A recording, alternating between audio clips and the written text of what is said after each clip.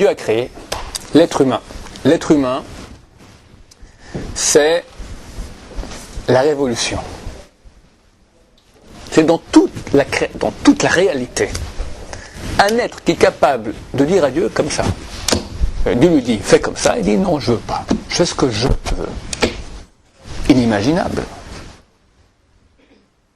Le seul être qui est comme Dieu, David, on veut être Dieu, ça commence d'abord par être. Dieu, il est. C'est lui qui gère tout. Et il crée un autre être qui est. Il n'est pas programmé. On est programmé. Il y a une partie qui est programmée chez nous, une partie qui n'est pas programmée. C'est nous qu'on décide. La partie programmée. Que personne n'entende ce que je vais faire maintenant. Tu peux? Tu peux pas. C'est programmé. Il y a un bruit, tu l'entends. Quelqu'un peut-il arrêter son cœur? Petit moment, 2 secondes. Tu peux? Impossible. Que tu peux maintenant ne pas penser à une banane. Que personne ne pense à une banane. Très dur, hein?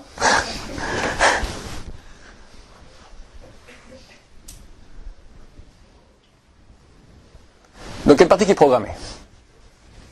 Et une partie qui n'est pas programmée.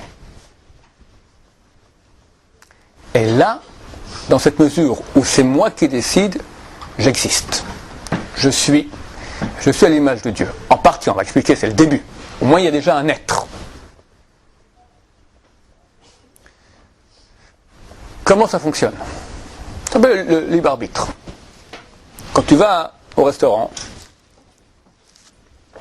tu prends la carte et tu vois, les cartes c'est marrant, à quoi ça sert la carte? À saliver. On te met des titres, un œuf au plat.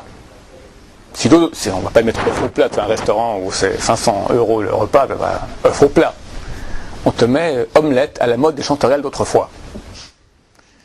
Tu vois ce titre-là, omelette à la mode des chanterelles d'autrefois. Tu commences à rêver, c'est imaginatif, on suggère, et ça commence à saliver. Une fois j'ai fait ça, un séminaire, j'ai pris la carte de l'hôtel, le public était par terre. Tu lis le titre, c'est extraordinaire, d'accord, c'est des trucs que rien que tu vois, ça t'ouvre l'appétit. En fonction de quoi tu choisis? De ton libre arbitre? Tes envies. Est-ce que tu es maître de tes envies? Absolument pas. L'envie, elle est créée par une communion de pulsions de ton corps, dont tu n'es pas maître, c'est une donnée qu'on t'a donnée, la nature, c'est ton corps. Par un background éducatif, tu as été frustré de gâteaux à la crème de ta grand-mère quand tu étais petit. Donc quand tu vois maintenant, tu fais un feedback sur des gâteaux à la crème. Tu as vu une pub à la télévision, on voit comme ça, Schweppes, d'accord, comme ça, donc tu demandes, tu vois Schweppes, tu as envie d'un Schweppes, d'accord, etc., etc. Tout qui fait que tu as envie. Mais dans l'envie, c'est pas toi. C'est le métabolisme, réaction, machin, tout ça, c'est pas toi. Tu es complètement... Faut pas croire qu'on choisit, là, il n'y a aucun libre arbitre. Goût, couleur, c'est vrai que ça t'appartient. Le goût de lui, c'est pas le goût de moi. Mais est-ce que j'ai décidé que c'est moi qui ai ses goûts? Non. C'est malgré moi. Où s'exerce notre libre arbitre? Il y a 3 parties en nous. À part le corps. Le corps, c'est le corps. Mais le corps, c'est un morceau de steak, d'accord? Quelle est la partie qui fait vivre le corps avec toutes les envies, toutes les pulsions, tous les instincts? On appelle ça le nefesh. Instinct de conservation, nutrition, reproduction, combativité, orgueil, jalousie, concurrence. Tout ça, c'est le nefesh. C'est animal. C'est ce que ont les enfants. Quand on est né, on reçoit le nefesh tout de suite. À l'âge de 13 ans, la nuit des 13 ans, et pour les jeunes filles qui sont précoces à l'âge de 12 ans, on commence à recevoir un peu ce qu'on appelle le rouar. J'expliquerai plus tard c'est quoi le rouar. À l'âge de 20 ans, on reçoit la neshama. C'est quoi neshama? Neshama, il y a un petit éclairage déjà qui commence plus tôt, mais le gros on reçoit à l'âge de 20 ans. Neshama, c'est un éclairage une pulsion, mais une pulsion divine. J'ai des pulsions qui sont corporelles, j'ai des pulsions qui sont divines. C'est quoi une pulsion divine? Même quelqu'un qui ne croit pas en Dieu. Par exemple, la recherche de sens dont j'ai parlé auparavant. Quel est le sens du monde? Pourquoi je vis? À quoi ça sert? Ça, un nefesh, c'est impossible qu'un nefesh pose cette question. Un nefesh, c'est animal. Il pense à la jouissance momentanée et fuir la souffrance. C'est tout. Le momentané du moment maintenant. Ou calculer plus tard comment je vais maintenant peut-être souffrir un peu pour avoir plus de jouissance plus tard. On peut ça aussi. Faire des bonnes études, genre un diplôme, genre une Cadillac. D'accord? C'est aussi. C'est dans le nefesh que ça se passe. L'Neshama, elle ne pense pas au profit. Elle pense au pourquoi. Le mot pourquoi, c'est Neshama. Lama, si on va plus haut. Neshama. Pourquoi je vis? Faire une autre expression de la Neshama.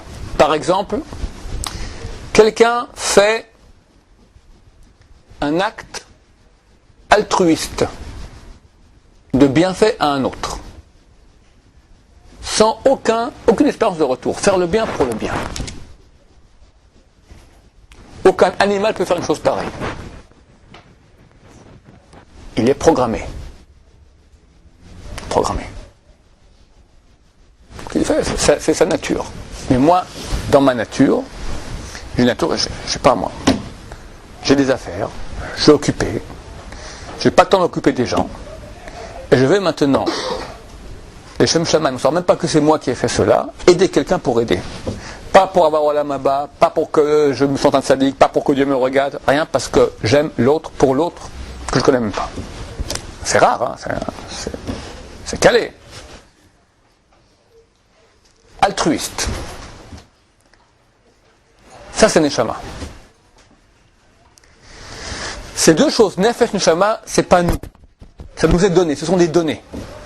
J'ai reçu un corps avec des pulsions de goût, etc., etc. Je ne suis pas libre d'avoir reçu. C'est les données que le grand programmateur m'a flanqué. Ce corps avec ses envies. Neshama aussi, c'est pas moi qui décide, ça m'est donné. J'ai une sensibilité, un amour de... Regardez, beaucoup de gens, en tant que juifs, je parle maintenant, il y a des juifs qui sont athées même des fois. Ou qui croient très vaguement en Dieu peut-être, mais bon, faut pas pousser la main dans les orties, il faut pas exagérer, d'accord? Ils ont un amour d'Israël. Un amour d'Israël. Ou de la terre d'Israël, ou du peuple juif. D'où ça vient? C'est pas du nationalisme à 2 francs 50. Un amour, tu vois, ils s'attendent à un attentat. J'ai vu des gens athées pleurer d'amour d'Israël. Des anti-religieux. Mais ils ont un amour d'Israël. D'où ça vient? Neshama. Neshama, c'est quelque chose d'irrationnel. C'est pas... Ces deux choses-là nous sont données. Nefesh, Neshama. On peut pas dire que ça vient aussi du background Aussi. Oui. Je dis bien que ça ne dépend pas de nous. Lui, il a reçu, en tant que cadeau indépendant de sa volonté, une sensibilité aux choses irrationnelles. Neshama. Ok? Nous, qui sommes-nous? L'homme, c'est Rouar. C'est la partie médiane entre les deux. C'est vraiment nous. On appelle Rouar, c'est quoi Rouar? Rouar, c'est un souffle. D'accord? C'est un déplacement d'air. Parce qu'on est en déplacement. C'est de l'air. C'est pas une chose qui est concrète, nous. D'accord? Comprenez bien que nous ne sommes pas concrets. Est-ce qu'il y a quelqu'un qui me voit là maintenant? Personne ne me voit. C'est pas que je suis l'homme invisible. Mais moi, je suis invisible. Ça veut dire, vous voyez maintenant un morceau de viande, du steak, poilu, avec des morceaux de fer et de verre sur un os. Faites ça aux femmes, elles n'aiment pas tellement. Morceau de steak. Alors quand tu as ta fiancée, tu la regardes dans les yeux. Tu as des beaux yeux, ma chérie. C'est quoi les yeux? De la gélatine. quelle belle gélatine. Alors, quand on regarde profondément dans les yeux de sa fiancée, tu regardes vraiment la prunelle, d'accord? Qu'est-ce que tu vois? Le petit trou noir là, c'est quoi? De quoi est fait le trou noir? Eh bien, il est fait de trous. C'est un trou. C'est du vide. Il n'y a rien. Alors, c'est qui, nous? Du steak, des poils, gélatine et un trou. Alors, c'est pas moi. Je ne suis pas de gélatine. Je ne suis pas un steak. J'ai un corps. C'est vrai que nous sommes habitués à ce corps depuis qu'on est petit, la main.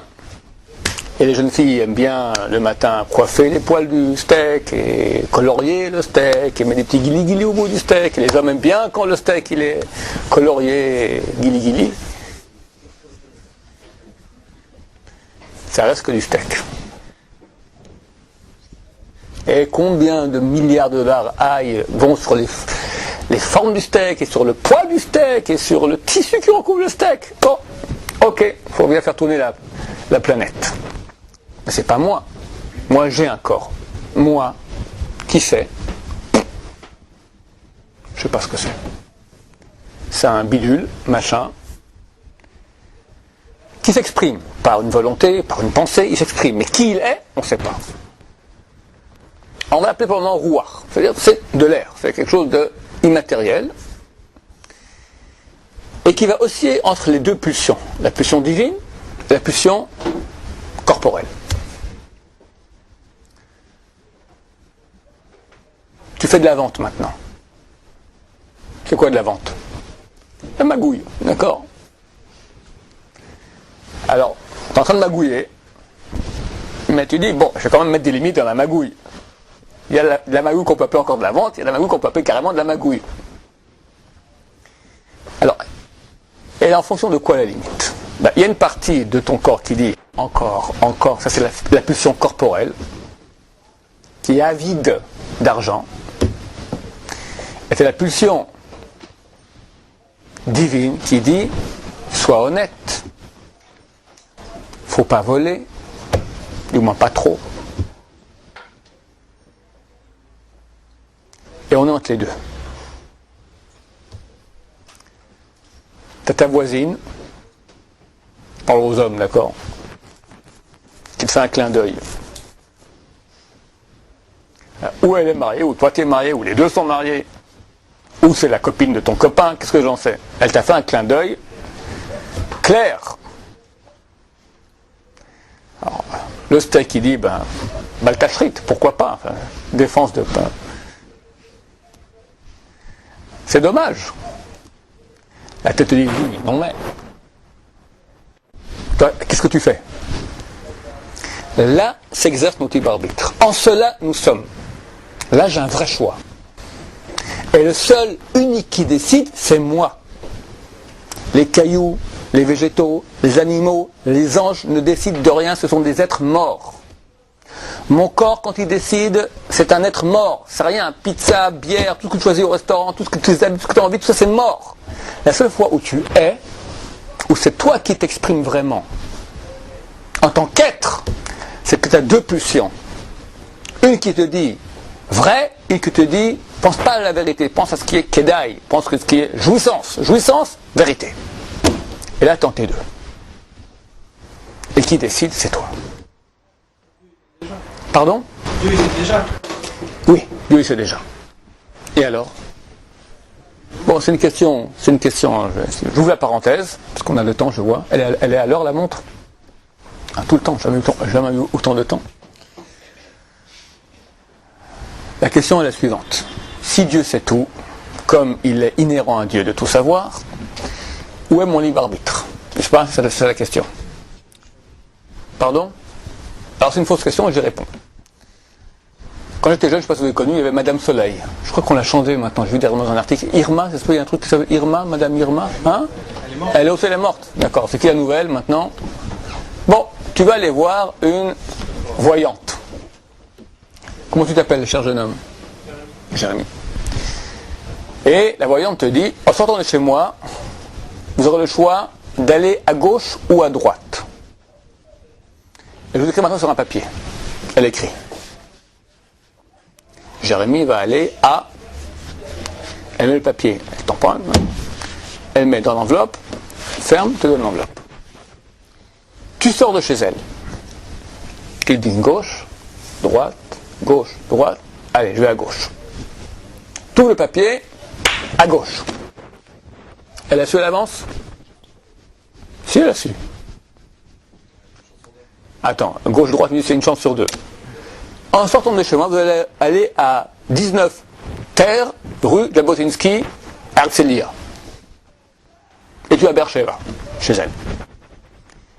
Et toi, en sortant, tu as le choix d'aller à 10 000 adresses différentes. Et tu vas justement aller voir le type que tu n'as pas vu depuis 10 ans, qui habite à 19 Terre, Jabotinsky, Herzliya. Et toute l'enveloppe, c'était marqué. Donc elle a su. Elle a su. Qui a décidé? Elle ou toi? C'est elle qui a décidé? Non, c'est elle. Pas elle t'a décidé vraiment, mais des fois ça pousse à... C'est la nature, cet exemple-là, mais ça pousse. En fait, Dieu il nous pousse à aller dans les directions. Comme il dit, il y a le libre arbitre, mais il pousse, c'est poussé. Il y a des anges, il y a les terrains. Il y a des fois où ça pousse, ça arrive. Bon, avant de parler de Dieu, parlons maintenant de Irma, d'accord, la voyante. Zichona, pas l'ivracha, d'accord, je ne connais pas cette dame. D'accord. Alors, elle a su à l'avance ce que tu allais faire. Qui a décidé, elle ou toi? Toi.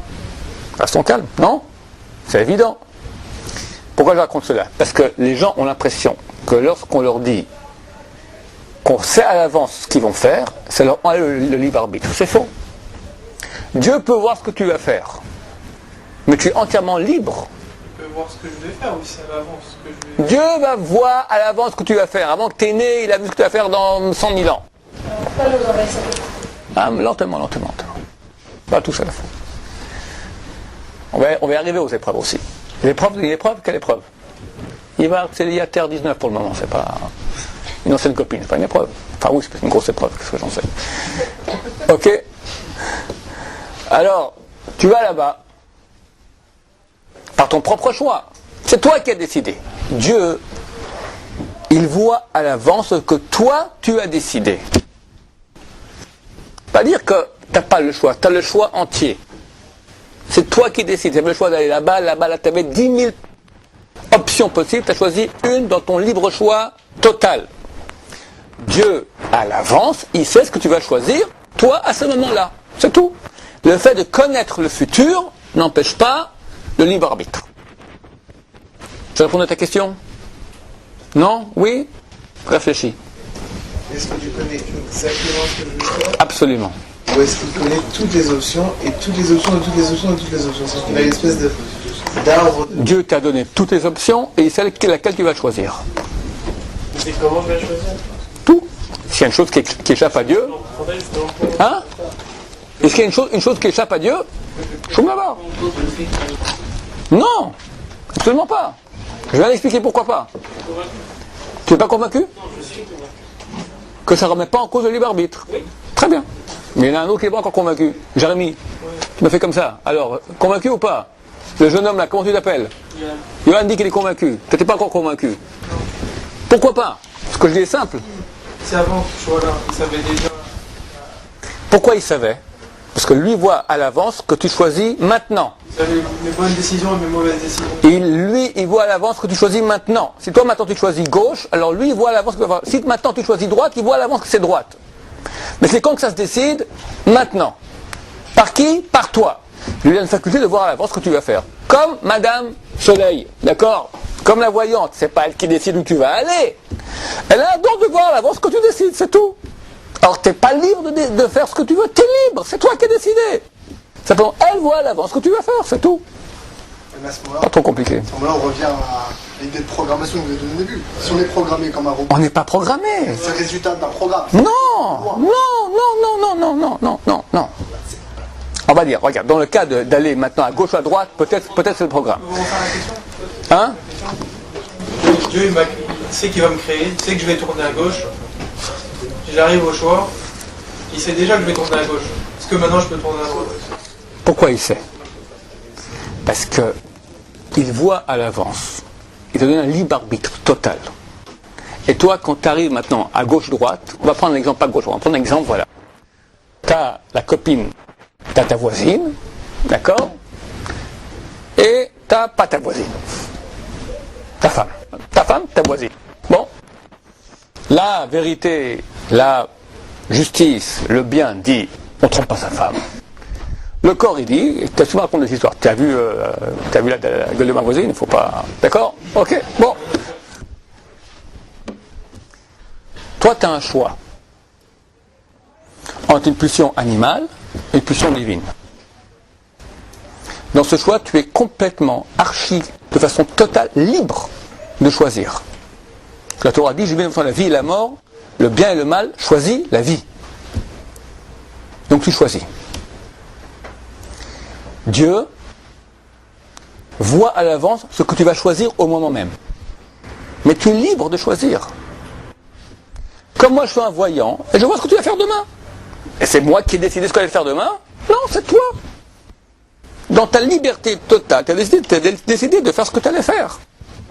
Mais moi j'ai un don de voir à l'avance, c'est tout. Dieu il a un don, c'est bien simple, Dieu il est au-dessus du temps.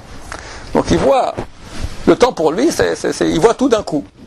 Mais nous qui nous baladons dans le temps, en fonction de quoi on agit? En fonction de notre propre vouloir.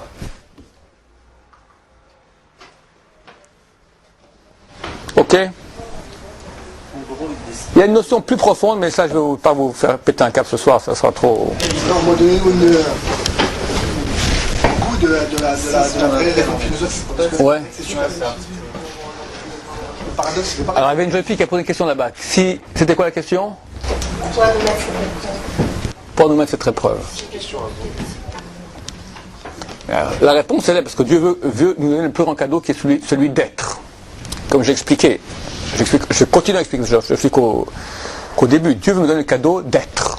Être. Pour être, il faut que je décide. Pour décider, il faut me donner les deux options, c'est moi qui choisis. Quand je choisis, c'est moi qui décide. C'est moi qui choisis. De mon libre arbitre, entre ma femme et la copine, la voisine, d'accord, c'est moi qui décide, donc je suis. Ok? La question est, donc c'est pour ça que Dieu m'a mis devant l'épreuve. L'épreuve, c'est une occasion de m'exprimer en tant qu'être choisisseur. Parce que si j'ai pas deux options, tout est programmé, ben je n'existe pas, je suis programmé. Je ne veux pas être programmé, je veux être. Être, on te donne deux options. Ok? Ça c'est la réponse, pourquoi Dieu donne l'épreuve. La question plus profonde, que je crois que vous posez, mais que vous ne posez pas, c'est si Dieu voit à l'avance que je vais aller avec la voisine et me planter en beauté, ah pourquoi il m'a créé?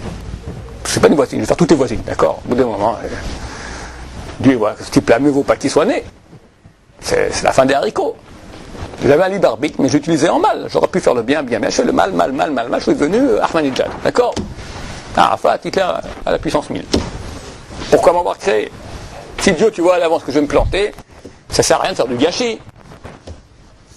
La réponse philosophique, elle est que Dieu est en dessous du temps. Simultanément, Dieu donne le choix, a lieu le choix, a lieu les conséquences. On est passé, présent, futur en même temps.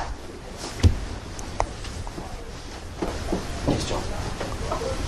Si Dieu nous aime tant, pourquoi il nous donne ce choix d'aller vers le bien? Je vais commencer à expliquer, je vais y arriver. C'était mais juste le jeune homme voulait en plus profond, donc je vais donner maintenant un petit aperçu, mais bonne nuit quoi. Tu m'appelles demain matin. Oui, c'est tout à l'avance.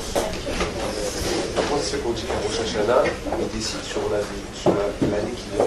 C'est déjà au début, pas besoin de se reprendre la tête tout seul. Là, on décide. L'un n'empêche pas l'autre. Si c'est Nous décide en fait à la base pour tous les Rosh Hashanah, nous on vit dans ce monde-là qui est oui dans le temps. Et bon, on parle de notions très hautes.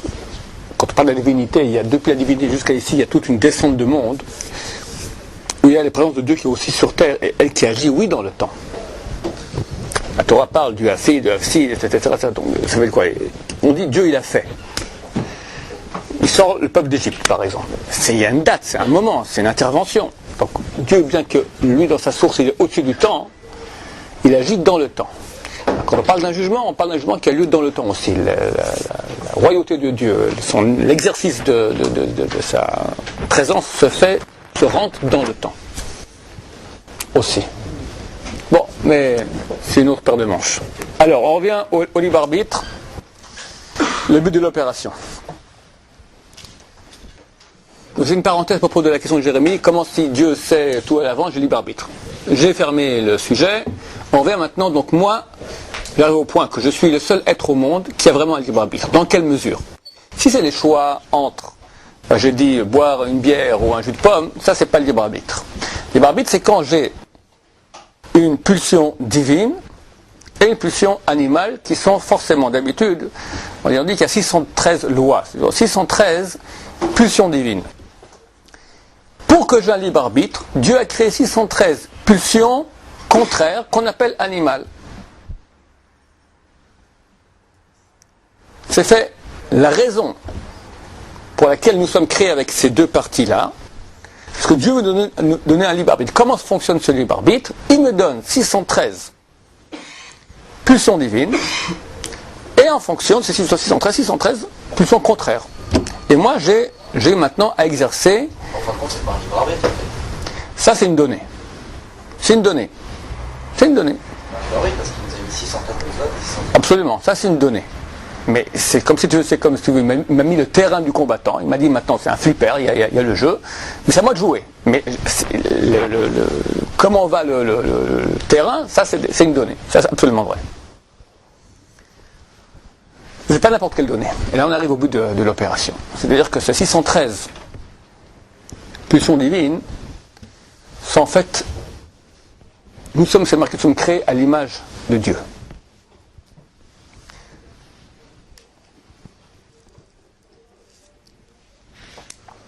On va parler d'une notion qui s'appelle la vérité. C'est quoi la vérité? C'est quoi le mensonge? Quand je dis c'est un verre d'eau, proposition vraie ou fausse? Pourquoi elle est vraie? Très bien. Parce que la proposition que j'ai dit est adéquate à la réalité. C'est un verre d'eau, tu as dit. Dans la réalité, il y a un verre d'eau. La proposition que j'ai dit, c'est un verre d'eau, est vraie. Parce que dans la réalité, il y a vraiment un verre d'eau. Je vous dis maintenant, c'est une Ferrari. Ce qu'on entend Ferrari, une voiture, d'accord? C'est un mensonge. Pourquoi? Parce que dans la réalité, il n'y a pas de Ferrari ici. Le mensonge est une chose qui n'existe pas. Un flop, c'est rien. Et une vérité, c'est une chose qui est dans la réalité. Maintenant, Dieu, c'est marqué que son nom c'est Aya, on en a parlé, Aya Oveviye. Celui qui est, était, sera. Il est. Il est marqué Hashem Elohim Emet. Il est Emet, il est vrai. Est-ce que le verre, il est vrai? Est-ce qu'il est? Il est. Combien de temps? Pas longtemps. La table, est-ce qu'elle est? Certain temps. Toi et moi, est-ce qu'on est? Certain temps aussi. L'univers, est-ce qu'il est? Certain temps aussi. Tout ce qui est un beau jour disparaît, en fait, par rapport à l'infini, n'est pas. Je vais faire tous un peu de maths, d'accord? Combien ça vaut? Quel pourcentage représente le fini par rapport à l'infini? Hein? Carrément n'existe pas. Le fini par rapport à l'infini n'existe pas. Or moi je veux être. Et Dieu va me donner le plus grand cadeau, être. Mais s'il me donne un être qui est petit, qui est terminé, qui est limité, je ne suis pas.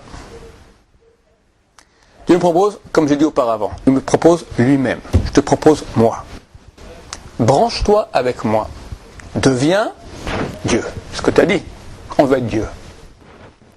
C'est ça le vrai cadeau que Dieu veut nous donner. Ça veut dire, les choix qu'on me propose maintenant, c'est pas simplement entre une pulsion divine et une pulsion animale. Si dans mon libre choix, quand j'ai un libre choix, j'existe. Mais je vais investir maintenant, moi-même, j'ai une énergie, d'accord? Je peux investir dans le flop, je peux investir dans ce qui est. Qu'est-ce qui est? La seule chose qui est, c'est Dieu. Laissez-moi juste quelques secondes encore. Quand je fais un acte que Dieu a ordonné, je suis en quelque sorte Dieu. Je parle d'une autre notion un peu profonde maintenant. Regardez ce que je vais faire, regardez bien. Je passe le verre de la main gauche à la main droite. Qui a fait ça? Moi? C'est ma main qui a fait ça. On a bien dit qu'auparavant, ma main, c'est pas moi. J'ai une main, mais c'est pas moi. Alors je comprends pas, c'est qui a fait le... C'est la main. Alors tout coup, donne une tarte à quelqu'un. Excuse-moi, je sais pas ce qui lui arrive. Hein. Ah tiens, ça lui reprend. Il dit, tu me charries. C'est toi. Alors je comprends pas. Alors la main, c'est moi ou c'est pas moi? C'est un peu moi. Alors, comment ça se traduit?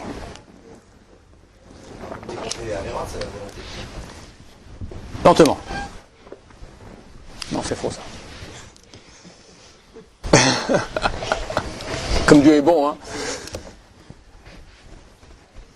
Béni soit la volonté divine. Hein, Il nous donne le libre arbitre, il nous donne le bon chemin et le mauvais chemin. Mais c'est lui qui définit ça, c'est pas nous. c'est vrai, je te dis maintenant, c'est le flipper, c'est lui qui donne le flipper. Maintenant il dit gagne, il dit pas perd. Mais le jeu, le terrain du combattant, les données, c'est lui qui a donné, c'est vrai. Mais à la fin du jeu, il sait qu'on va gagner ou qu'on va perdre. Il sait que si on est quelqu'un de bien, on est quelqu'un de mauvais. Alors pourquoi faire souffrir Mais ça m'a pas empêché d'exercer mon libre arbitre. C'est pas mon libre Maintenant, non. Non. Il y a le jeu. Ça, c'est Dieu qui décide quelles sont les règles du jeu. Maintenant, à toi de jouer. Et c'est toi qui joues. Ça, c'est clair. Donc, c'est moi qui décide. Maintenant, la question que tu poses, si Dieu voit que je suis un mauvais joueur, il sait à l'avance que je vais rater la partie. Mais le flipper, il va imploser, d'accord? Tellement je suis mauvais. Il dit, pourquoi je donne un flipper à ce type-là? Il est en train de tout bousiller. Alors là, j'ai répondu que c'est la réponse au niveau du temps. D'accord? Que Dieu, quelque part, quand il me donne, quand il crée le flipper, me donne à jouer, le résultat, tout ça, ça lui en même temps. C'est une notion plus... Il est au-dessus du temps. Donc, ça veut dire qu'il n'y a pas... Pourquoi, s'il voit à l'avance que je vais mal jouer, il me donne maintenant l'occasion de jouer? Il n'y a pas à l'avance. Tout est simultané. Ce qui est inhérent à la notion de divinité, il est au-dessus du temps. Si je veux moins profondément, de toute façon, même si je bousille tout, à la fin, Dieu me permettra de tout récupérer, de gagner aussi. Il y a d'autres biais. Je vais reparer, je dois moi-même aller reparer maintenant le flipper, le reconstruire. Il y a aussi des notions pareilles, on doit tout... Bon, laissez-moi avancer, peut-être on arrivera aussi à ça. Donc, qu'est-ce que j'ai dit? Première chose, Dieu me fait être, contrairement à tout ce qui existe. Mais l'être, c'est pas seulement entre une pulsion divine et puis la pulsion animale. Il me propose, dans la pulsion divine, quoi? D'être lui. Et là, j'ai commencé à expliquer le coup de la main. D'accord? La main. Qui c'est la main? Il y a une sentence dans les paroles de Chazal, des rabbins du Talmud, qui est très connue, mais que personne ne comprend vraiment. Je vais l'expliquer maintenant devant vous. C'est marqué que Dieu et la Torah et Israël font un. Ça ne veut rien dire. Dieu c'est Dieu, Israël c'est nous, et la Torah c'est le bouquin qui est là. D'accord? C'est pas un. Ils font un. En fait, c'est comme nous fonctionnons nous aussi. Qu'est-ce qui se passe quand je passe le verre d'une main à l'autre? Qu'est-ce qui s'est passé? Il y a 3 étapes. Il y a moi. Moi, auparavant, je ne sais pas ce que c'est. C'est un juif, d'accord, un bidule machin, que je ne vois pas, que je ne connais pas, qui s'exprime. Quelle expression, la première de moi, la plus intime à moi, l'expression la plus intime, la plus profonde qui provient de moi? C'est quoi? Avant la pensée.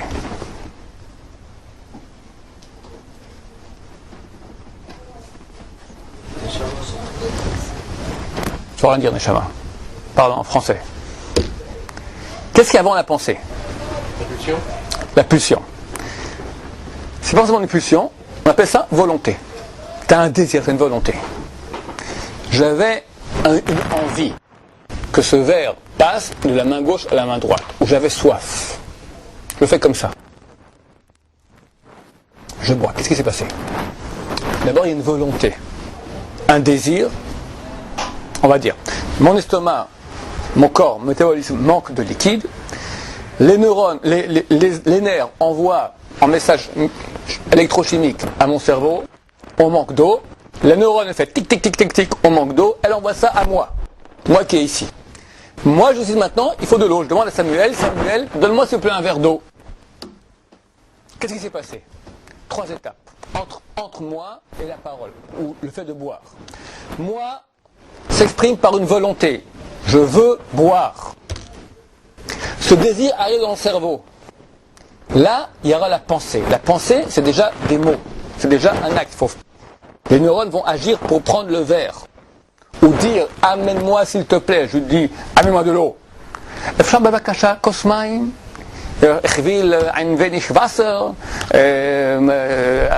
pas comment on dit en arabe, d'accord? Enfin, quelle langue je vais parler? Sur quel ton? Tout ça, il y a un passage de la volonté, une formulation de la volonté. La volonté, c'est quelque chose de flou, c'est une pulsion. Il y a une formulation en pensée. Vous me suivez? La volonté, elle est bien au-dessus de la pensée. Des fois, quand vous serez tous amoureux de votre femme, dans Hachem, vous lui direz, j'arrive pas à te le dire. C'est beau. Alors, c'est tellement profond, c'est tellement une idée, c'est tellement quelque chose. On ne peut pas le dire. Parce que dire déjà, c'est la formulation, elle est trop compliquée. Des fois, il y a un bouquin entier pour dire une idée. L'idée, elle est au-dessus. Il y a la volonté, après, il y a une traduction en pensée. La pensée, c'est le cerveau, elle ordonne les grues. Là, tac, tac, tac, déglutition, l'acte. C'est 3 étapes. La volonté, la pensée, l'acte. Ça marche? De même dans le monde. Dieu, on ne le connaît pas, comme notre âme. Qu'est-ce qu'on sait de lui? Lui s'exprime par une volonté. Il veut. Pourquoi il veut? On a parlé. Il veut. Cette volonté, elle est exprimée, elle est formulée en une pensée. Elle est où? La Torah. C'est la pensée de Dieu. Et nous, quand nous agissons en fonction de cette pensée, nous sommes la main de Dieu, nous sommes les grues. Donc, comme de même que quand je donne une gifle à quelqu'un, on ne peut pas dire c'est la main qui donne tout seul. C'est moi qui ai voulu. Quand je m'inscris dans la volonté de Dieu, je suis la main de Dieu, je suis Dieu. C'est marqué dans le Talmud, traité Bava Batra, page 75b. Adir Rabbi Yochanan, à la fin des temps, les tzadikim seront appelés au nom de Dieu. C'est quoi un tzadik? Quelqu'un qui, toute sa vie, il a été l'organe de réalisation de la volonté divine. On va l'appeler au nom de Dieu. Tu vois un type, ah salut Elohim. Ah, tout kebab qui était là. Shakai. Hachem Tzvakot. Des êtres humains qu'on appelle Dieu. C'est dangereux. Il y a un type de ça il y a 2000 ans, ils l'ont crucifié. C'est dangereux de dire ça. Notre Talmud dit ça. Comment ça se fait? Dieu c'est Dieu. Un homme c'est un homme. Bah de même que quand ma main fait un acte, on dit c'est moi qui l'ai fait. Un homme qui est subordonné complètement à la volonté divine, il fait un avec Dieu, il est Dieu. Le grand cadeau que Dieu nous propose, c'est bien, soit moi-même, soit ma main. Et il est évident qu'il n'y a pas de kiff plus grand que cela, d'être branché à la source d'être. Le but de la création. Dieu veut me donner le plus grand, le maximum de bonheur d'être qu'il puisse y avoir. Lui-même. Je ne peux pas être lui-même à sa place, dégage, je veux être à ta place. Non, mais tu vas être moi. Tu vas être mon organe d'action dans le monde. Donc j'ai le choix entre ta pulsion momentanée, qui par rapport à l'infini n'a aucune valeur, et je peux investir dans l'infini. On appelle ça mitzvah. C'est quoi mitzvah? Ordonnance. C'est casse-pied quand on entend ce mot-là.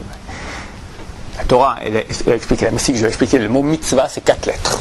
Men, tzadik, vav et puis hei. Vav et hei sont les 2 dernières lettres du nom de Dieu. Yud, ke, on dit ke c'est hei. Yud et puis vav et puis hei, le nom de Dieu. D'accord? Les 2 dernières lettres du nom de Dieu sont les 2 dernières lettres du mot mitzvah. Les 2 premières lettres, même tzadik, sont dans un alphabet mystique. C'est un alphabet mystique qui parle de monde supérieur, où l'alphabet, on appelle ça le atbash. C'est quoi atbash? C'est un alphabet à l'envers. Aleph correspond à Taf. La première lettre correspond à la dernière. Bet, la deuxième, correspond à l'avant-dernière. Gardak, Gimel, correspond à Resh. Dalet, Kouf. Vous avez un peu votre alphabet par cœur, d'accord? Prenez toutes les lettres à l'envers. Même tzadik, les 2 premières lettres du mot mitzvah, même tzadik égale en atbash, dans cet alphabet mystique, sont les lettres Yud et puis Hei. Donc, en fait, quand tu fais une mitzvah, tu crées une réalité de Yud, Kei, Vav, Kei. Tu crées une réalité de divinité, d'infinité. Tu es devenu divin, parce que c'est toi qui as fait. Tu es, c'est ça ton être. Un beau jour, le corps disparaît, tu es divin. tu es Yudke Vavke. C'est pas beau comme cadeau ça? Maintenant, ça je dis quand le corps disparaît, mais on peut avoir aussi déjà un peu sur terre. Quand quelqu'un il est branché, et toute sa vie, il est investi dans Yudke Vavke, c'est le kiff des kiffs. Et s'il n'y a pas ça, le monde ne vaut pas la peine d'être vécu. Parce que franchement, comme je l'ai dit au début de la conférence, la cata.